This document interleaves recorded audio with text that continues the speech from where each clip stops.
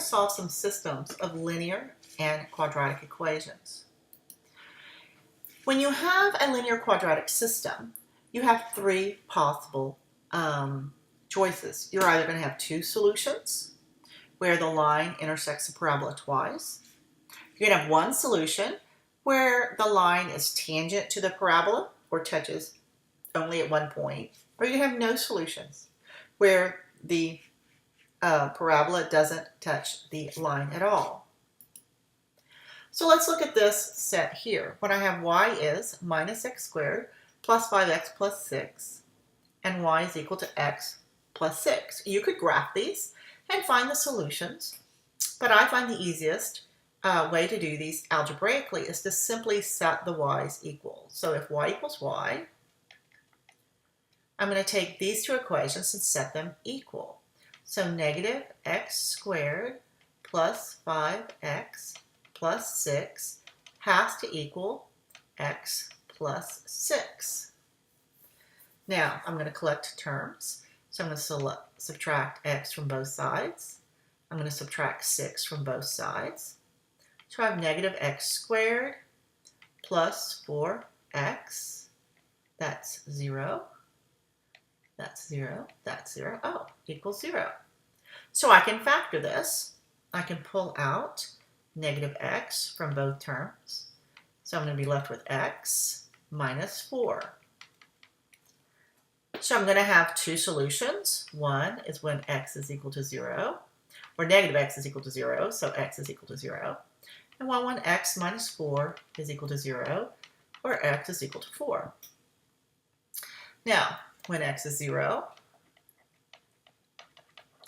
I can pick either one of these equations to find the y value. I'm going to take the second equation because it's easier.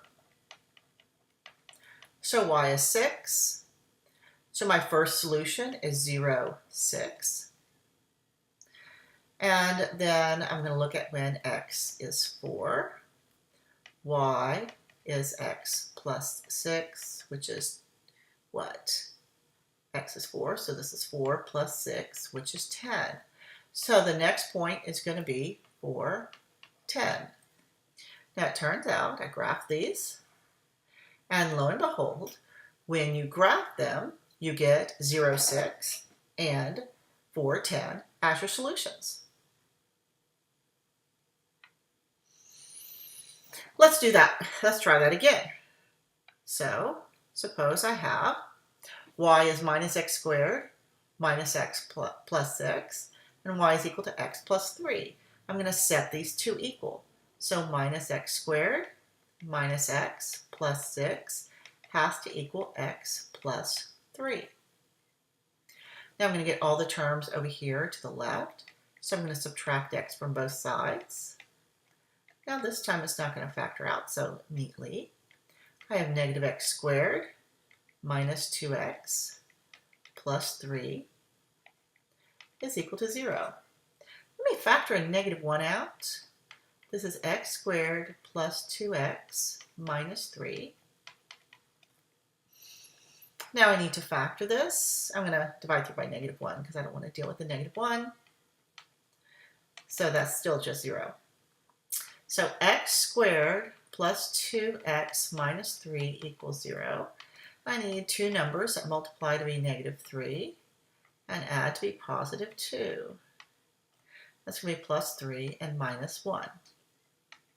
So this is equal to 0 when x plus 3 equals 0, or x is equal to negative 3, or when x minus 1 is equal to 0, or x is equal to 1. When x is equal to negative 3, I can pick either equation. I'm going to pick the second one. Y is equal to negative 3 plus 3, or 0. So one point that we have in common between the two is negative 3, 0. When, what was my other choice? X equals 1. When x is 1, y is 1 plus 3, or 4. So the second point is 1, 4. Again, I graph them. Lo and behold, these two curves intersect at negative 3, 0 and 1, 4. Now, sometimes you're going to get two squares in there, and that's perfectly okay. We're going to do the exact same steps. Negative x squared minus x plus 12 is equal to x squared plus 7x plus 12. What we're going to do is we're going to get all the terms to one side. Now, because this is negative, I'm going to add everything over to this side. So I'm going to add x squared, I'm going to add x, and I'm going to subtract 12. So I'm going to add x squared, I'm going to add x, and I'm going to subtract 12. So when I do that, this entire side goes away. It becomes 0. You didn't think I could have a 0 on the left side, did you? So this is 2x squared plus 8x. All right, so when I factor 2x out, I'm going to be left with x plus 8. So x is either 0 or x is negative 8. Did I do that right? No, I sure didn't. You didn't stop me. Let me see if I can fix this. When I factor 2 out of 8, I get a 4. Okay, I thought that looked off. So x is negative 4. Now you can pick either equation here to find the y values. I'm going to pick the second one because it's positive when x is 0.